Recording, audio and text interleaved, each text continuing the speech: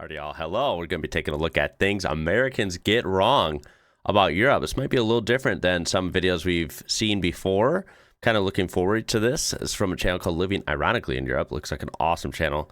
This will be linked down below, so make sure to check out this whole video and definitely browse their stuff. You know, we usually learn about new things in different European countries and cultures, or we look at some things directly compared.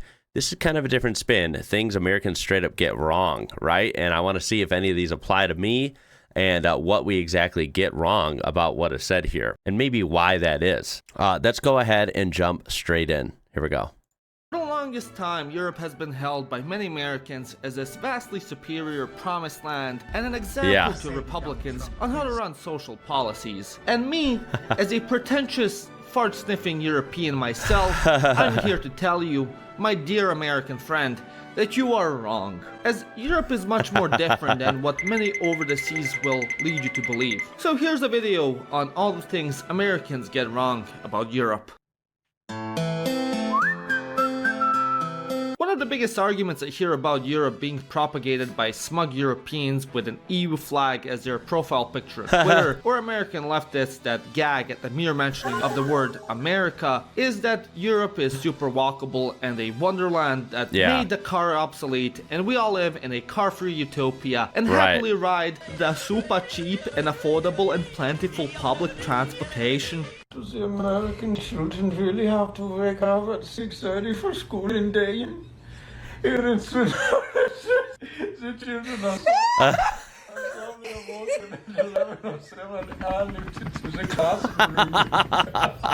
and let me tell you something.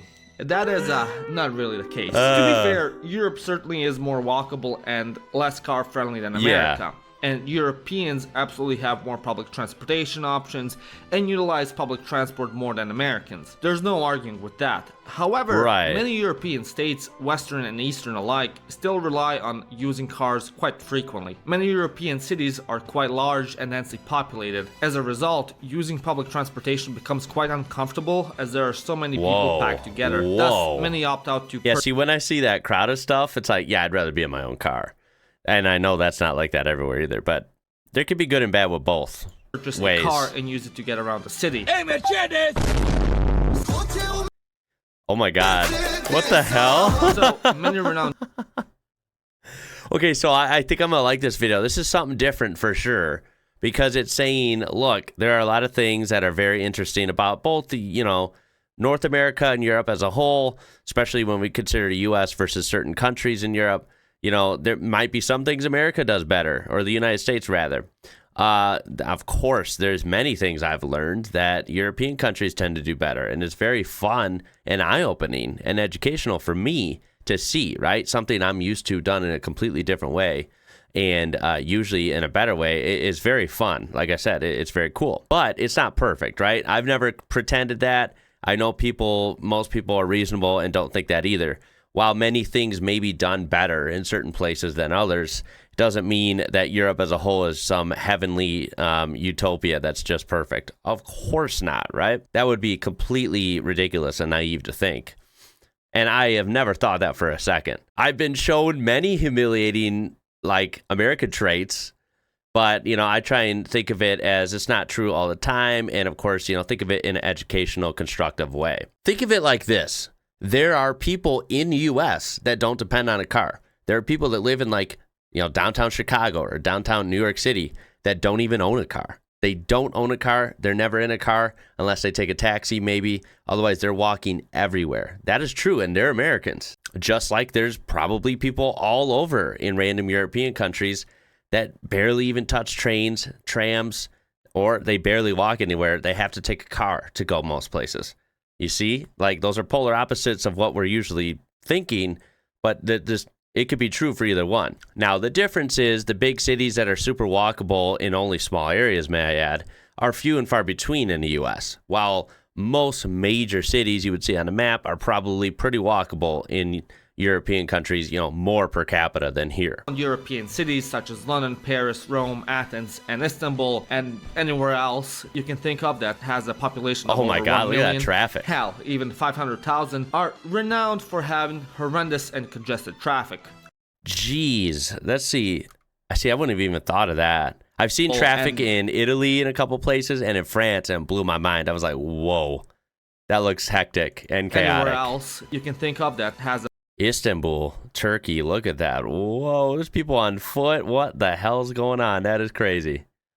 See, it is different. You would never, like the U.S., you'd see some pretty weird stuff, but you probably wouldn't see this kind of traffic jam. You would see traffic jams, just not exactly like this. The population of over 1 million. I don't even want to attempt to say that because I'll probably say it wrong, but I know that flag I think that's Georgia, right? Look at that traffic. Whoa. Traffic videos fascinate me. I really want to look at more. I've looked at quite a few, and I still want to look at more. They're so fascinating. Hell, even 500,000 are renowned for Athens, Greece? Really? Whoa. horrendous and congested traffic. Another issue is that if you happen to live in a smaller town or even in a more rural settlement and need to go between cities, your options for public transport get quite limited. As a result, many Europeans still rely on a car as their main mode of transport. This is more of a case in Eastern and Central Europe, but still very much alive in the West as well. Look at that landscape. This is cool. I think this is healthy to see a video that's a little different than most videos that are very like pro-European, like is great. You know, it's nice to see a more realistic approach, right? And I think that's healthy. Just because there is public transportation doesn't necessarily mean it's cheap. Using public transportation within cities in Germany and Finland can cost up to €3 for a ticket. And if you don't book your ticket for the train in Spain or Italy in time, the cost can add up. And taking a train cross-country almost anywhere can easily be over €50 and above. It's certainly better than in America, but it certainly is Yeah, here is just too. Here, every travel, like I've compared like airfare prices. Airfare is super expensive here. You know, trains, most of these things you're limited, right? Any public transportation is going to be hard to find. And when you do find it, it's most likely kind of pricey here.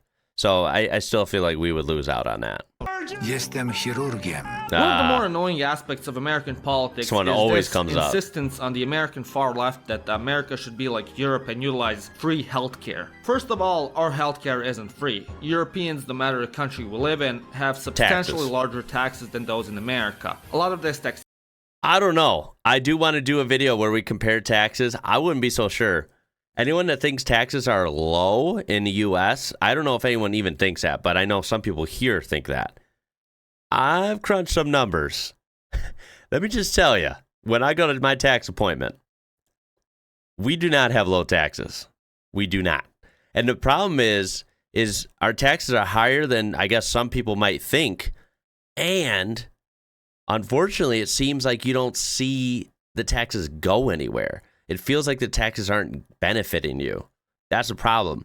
I know taxes are probably somewhat high in a lot of European countries, but I feel like from what I've seen and what I've been told, at least the taxes, it's like you have something to show for it, right? Imagine paying high taxes here and then you go to the hospital and you're still screwed if you don't have insurance. And that insurance costs you a lot. That's the difference for me. It's frustrating, man. Healthcare. Unlike in America, more often than not, you pay the same tax percentage no matter your income. Thus, in many ways, European taxes are regressive compared to the American tax system. To be fair, you certainly do pay less than in America regarding your healthcare. However, a lot of times, our systems are quite inefficient. A lot of times, to get any serious surgery or procedure done, you will have to wait a decent amount of time on a waiting list to get it done. The UK's NHS is one of the most nefarious examples of this inefficiency, and throughout Eastern and Central Europe the situation isn't that far off. The only time this is very anecdotal. I feel like everyone's healthcare experience in any country could be different, right? So, I mean, if you want to weigh in on this, go ahead, you know, good or bad. Here in the U.S., again, it could be good or bad, depending on who you ask. I think the healthcare definitely needs to be looked at and redone somehow. That's my opinion. I don't know how. I just know that it's messed up. And when it comes to the quality of healthcare and efficiency, I can't weigh in super big on that. But in my immediate circle, I feel like it's pretty well. Like the healthcare is performed usually pretty good, and it's pretty fast. So there's that. just food for thought. Time that you'll get priority is if you have been already diagnosed and are in a serious trouble. However, to get the diagnosis in the first place can take some time to see a specialist because there's a huge waiting queue. As a result, many opt to use private healthcare and private insurance because of this. Yeah. Although the additional safety net is appreciated here, it often becomes quite a burden because of its inefficiency and hit on your wallet due to the high tax rates. And unlike in America, you can opt out of paying government healthcare. Whether you use it or not, you're stuck paying these ridiculously high tax rates even if you switch to private healthcare. Yeah, I can see that, but honestly, you have to pay insurance for everything here in the US, and we all know how people feel about insurance. Sometimes when you go years without using it, you're paying for something you're not using technically, right? You're just paying for a convenience that if something goes wrong, it's covered. So like that's the case here too. What is that? Another thing that Europeans love to gloat about is how they are healthier than those fat American slobs who tried mobility scooters through Walmart to get their government so you ain't gonna fit through there. Enhanced cheese from a can. And to be fair, there is some truth to this. Maybe not even some, but a lot. Europe has certainly better food regulation. Yes. They have more walkable cities, and the government... This was not a question. On average, still, more Europeans are walking more. And I will say that the food standards is not even close, right? This has been done so much on my channel. I won't waste your time if you haven't seen any of my videos before. The food quality and the healthy food availability and cost and everything is just much better over any European country than here. Like, that's no question. Encourage more healthy activities in the youth. However, on average, 53% of EU citizens are overweight, as their BMI is over 20. Now that's different. We've looked up stats in another video. I looked up certain countries like France and Germany and some other ones, and every one of them I thought was below 30%. And it was, whatever number it was usually 10 to 20% minimum lower than the US number. I know we're by like stats or statistic wise, we're, heavier than pretty much any developed country out there. I don't know, but I suppose maybe he's going off BMI and not other numbers. I don't know. This can get kind of confusing. But 25. In particular, 54% of Germany's population is overweight, 60%. Wow. Yeah, see, that's not the numbers I saw. Whoa. Of Hungary's, 60% of Czechia's, 65% of Croatia's, 56% of Portugal's, and 58% of Greece's. Again, not as bad as not the like US, that. I just don't picture. Not the flex many think it I is. don't picture people in Germany or Croatia looking like this. Like, Walmart people's a real thing. Yes. Although on average I don't picture Europeans that still have overseas. a smaller obesity rate than Americans, Europeans smoke and consume way more alcohol and caffeine than the average American. Now that's interesting, right? Alcohol is a big thing here, but I feel like as a culture and as a whole, it's still not as big as most European countries. I think we've established that as well. Now smoking, I'll tell you something. I am 32. So when I was little, of course, I wasn't smoking cigarettes, but you see people smoking all the time, right? I saw smoking everywhere in public when I was little. Now that, in modern day, like right now, or even the last 10 years, I'd say, it's so rare to smell cigarettes and like see people smoking in public. It's just not a thing in the US. It's gone, I don't have numbers, but I imagine if you look it up, it's gone way down in just my lifetime. Whereas I do hear a lot that smoking cigarettes is still very common in a lot of European countries. I think that's a very interesting stat because I feel like Europeans, we always associate, from my point of view, with like healthy and in shape and walking more and playing sports. And, it's like, it's kind of odd that cigarettes are a big thing there. Whereas over here, most Americans are not smoking cigarettes. They think it's dirty and ugly and really bad for you. Kind of, that one is weird to me. It is not uncommon for teenagers to start smoking young, not just in Eastern Europe, but Western as well, and for them to also start drinking early and go bar hopping. So yes, Europeans are technically more healthy than Americans, but... By the way, no judgment. If you smoke cigarettes or you drink beer a lot, like, no judgment for me. I'm just saying, like, from what I've seen over here, a lot of people don't do it. You give some, you take some. Finally, we have to talk about America's leftists' favorite talking point, and that is that Europe is a far left progressive paradise. And again, to be fair, I feel like that's a blanket statement. I'm not big into politics and I don't study it, so I wouldn't be able to weigh in on this big time, but I feel like logically that's too much of a blanket statement. There's no way all of Europe is like super progressive left. I feel like that couldn't be true. That just feels like too out there, right?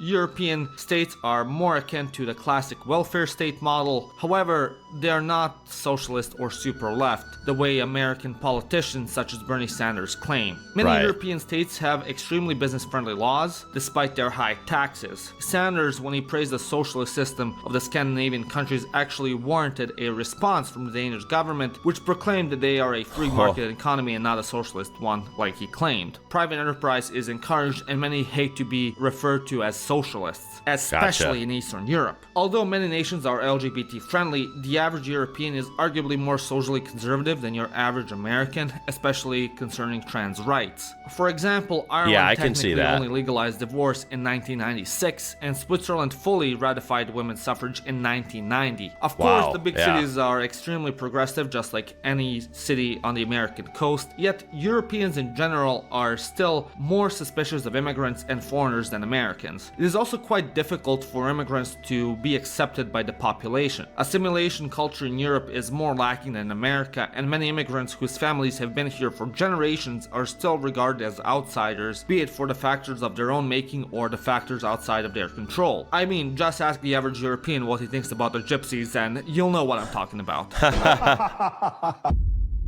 In conclusion, I love the shit out of Europe, and there is a reason I've chosen to make it my home instead of America. But misrepresentation helps no one, and honesty is the best policy. Let me know.